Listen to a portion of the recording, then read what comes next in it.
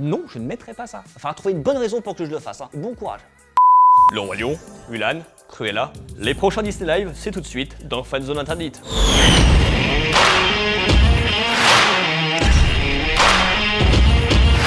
Dumbo hier, Aladdin aujourd'hui, Le Roi Lion demain. 2019 est une grosse année de prise de vue réelle pour Disney, qui ne compte pas arrêter de partir en live de sitôt. Et on repart dès le 17 juillet avec une deuxième tournée d'Histoire de la vie, de cycle éternel, tout ça. Comme le livre de la jungle il y a 3 ans, Le Roi Lion va lui aussi passer par la case image de synthèse sous la houlette de Jon Favreau, et le résultat s'annonce somptueux à mi-chemin entre le documentaire animalier et la tragédie shakespearienne avec un casting vocal 5 étoiles. Donald Glover sera Simba, Beyoncé Nala, James Earl Jones et Jean Reno seront à nouveau la voix de Mufasa en VO et en VF, et puis il y a cette idée absolument géniale, Seth Rogen en Pumba. Après, on est pour l'instant dans le remake plan par plan du dessin animé, là où le livre de la jungle avait su s'éloigner de son modèle. Mowgli belongs to my pack, Shere Khan. Peut-être que c'est juste pour les bandes annonces, histoire de titiller la fibre nostalgique, et que le résultat se rapprochera davantage de Dumbo ou du livre de la jungle, qui ont su apporter un peu de nouveauté. Sinon, à quoi bon refaire en live ce qui fonctionne déjà très bien en animation? Simba. L'idéal serait d'éviter de faire comme La Belle et la Bête. Certes, le film a rapporté 1,263 milliards de dollars de recettes dans le monde, mais artistiquement parlant, c'était pas la fête. Et croyez-moi, je suis connaisseur. On reste ensuite en 2019, d'abord au cinéma avec la suite de Maléfique, toujours emmenée par Angelina Jolie et Elle Fanning, puis sur petit écran avec le remake de La Belle et le Clochard destiné à Disney+, et qui sera lancé le 12 novembre, en même temps que la plateforme. Attendez un peu que le cher trésor soit là. Et on a même une première photo. Ouais, bon, ça manque un peu de spaghetti là quand même. Bah là non plus en fait. Non bon bref, ça reste une première photo et en plus le casting vocal n'est pas dégueu puisque Tessa Thompson sera la Belle et Justin Theroux le clochard. Enfin, la voix du clochard. V'là le clochard. Il y aura aussi un titre inédit de Janelle Monáe qui remplacera la chanson des Chats Siamois puisque celle-ci, qui date de 1955 je vous le rappelle, n'a pas très bien vieilli et fait même carrément raciste aujourd'hui. On est si à moi de père en fils. Là au moins on est sûr d'avoir un peu de nouveauté, mais pour le reste on n'en sait pas beaucoup plus et surtout on se demande pourquoi le film ne sort pas en salle. Oh, curieux. Est-ce parce que l'original n'est pas aussi culte que Le Roi Lion ou Le Livre de la Jungle, alors que pour la petite info c'est le premier film que j'ai vu en salle? On s'en tape. Ou bien il peut s'agir d'une stratégie visant à avoir une exclusivité au moment de lancer Disney+. Oh, oui. Parce qu'il ne faudrait pas revenir comme au début des années 2000, lorsque Disney nous sortait directement en vidéo du Cendrillon 2, du Peter Pan 2, de la Belle et le Clochard 2 déjà. Mais heureusement, en 2020, on retourne au cinéma avec Mulan. Je suis là. Le film sortira le 25 mars dans les salles et il sera emmené par Yi Fei Liu, une actrice inconnue chez nous, mais qui sera entourée par Gong Li, Donnie Yen et Jet Li dans le rôle de l'empereur, seul personnage de l'original que Disney a le droit de mettre dans son remake, en plus de l'héroïne bien sûr. Et oui, pas de Shenyu ni de Mushu au programme l'an prochain. Quoi? Mais je suis un dragon. Et il n'y aura pas de chanson non plus, tiens. La raison de ces changements n'est pas sûre à 100%, mais il se murmure que c'est lié au procès entre Disney et Jeffrey Katzenberg. Lorsque celui-ci a été poussé vers la sortie en 1994, le producteur est parvenu à un accord avec le studio, dont les termes restent aujourd'hui encore secrets, si ce n'est qu'il n'a pas obtenu les 2% sur les recettes du Roi Lion qu'il avait demandé. Mais qu'est-ce qu'il a bien pu avoir alors? Mulan.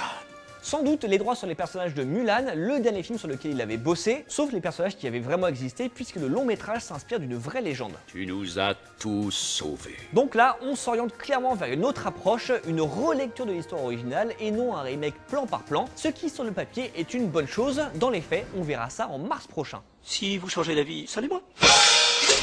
Et 9 mois plus tard, le 23 décembre aux États-Unis, c'est le préquel des 101 Dalmatiens centré sur Cruella qui débarquera avec fracas. Ouvrez-lui, Nani. Aux dernières nouvelles, Emma Stone doit toujours jouer la célèbre méchante obsédée par la fourrure et Emma Thompson pourrait la rejoindre. Ensuite, on attend Emma Roberts, Emma Watson, Emma DeConne ou Emma Mackey de Sex Education pour avoir un casting 101% Emma. All I do is win. Ensuite, c'est un peu flou, mais il y a déjà 8 créneaux réservés pour des films live Disney entre 2021 et 2022 et pas mal de projets plus ou moins avancés dans les cartons. Une adaptation de La Petite Sirène par Rob Marshall, réalisateur du Retour de Mary Poppins, un Pinocchio qui traîne depuis 10 ans mais qui a de nouveaux scénaristes, une relecture du Bossu de Notre-Dame dont le scénario a été confié à un spécialiste de Broadway et qui pourrait s'accélérer suite à l'incendie qui a ravagé la cathédrale le 15 avril dernier. C'est pas forcément une bonne chose, mais il faut peut-être aussi attendre. Et puis on parle aussi d'un remake live de Lilo et Stitch. Et ça c'est non. Non mais franchement, à quel moment tu te dis que ce serait bien de refaire en image de synthèse l'une des créatures les plus mignonnes de tous les temps? Franchement, pas sûr que ce soit nécessaire. Et là, ça nous amène à la vraie problématique de ces adaptations live. Si c'est pour refaire la même chose mais en prise de vue réelle, bof. Par contre, si c'est pour remettre un classique au goût du jour en apportant quelque chose de nouveau, là, c'est très bien. Comme le livre de la jungle ou Peter et Elliot le dragon, dont le réalisateur et scénariste devait écrire une nouvelle version de Peter Pan, dont on n'a plus de nouvelles depuis. Est-ce qu'il s'agit de l'un de ces 8 projets pour lesquels Disney a déjà arrêté une date? Peut-être. Il se peut aussi que certains de ces créneaux aient été réservés pour des films live qui ne sont pas des adaptations de dessins animés, comme Tomorrowland, John Carter ou Artemis Fowl, dont la sortie a été repoussée à mai 2020.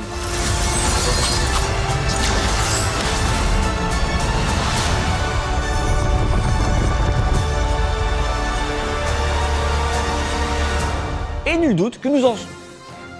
Ah, une breaking news, il va y avoir une adaptation moitié live, moitié image de synthèse de Tic et Tac, les Rangers du risque. What? Réalisé par Akiva Schaffer. Ah ouais, là oui.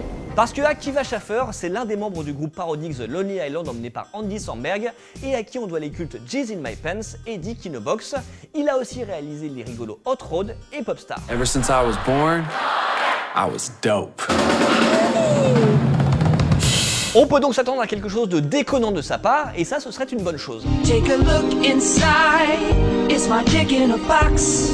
Bref, nul doute que la D23 qui est prévue pour fin août nous permettra d'y voir un peu plus clair dans tout ça. Mais que vous évoquent tous ces projets et quel Disney voulez-vous voir refait en live? Personnellement, je pense qu'il est plus que temps de donner une seconde chance à Taram et le chaudron magique, le film maudit qui a failli couler le studio. Je suis la princesse Elonoui. Es-tu un seigneur? Non. Sauf qu'avec le recul, c'était un long métrage trop sombre pour le public de Disney et surtout trop en avance sur son temps. Quel dommage. Aujourd'hui, on sait que l'heroic fantasy au cinéma ça peut fonctionner, donc ça se tente, non? Dites-nous ce que vous pensez de tout cela dans les commentaires et nous on se retrouve très vite pour décortiquer l'actu geek et héroïque avec Mickey ou pas, tous ensemble. Allez, salut!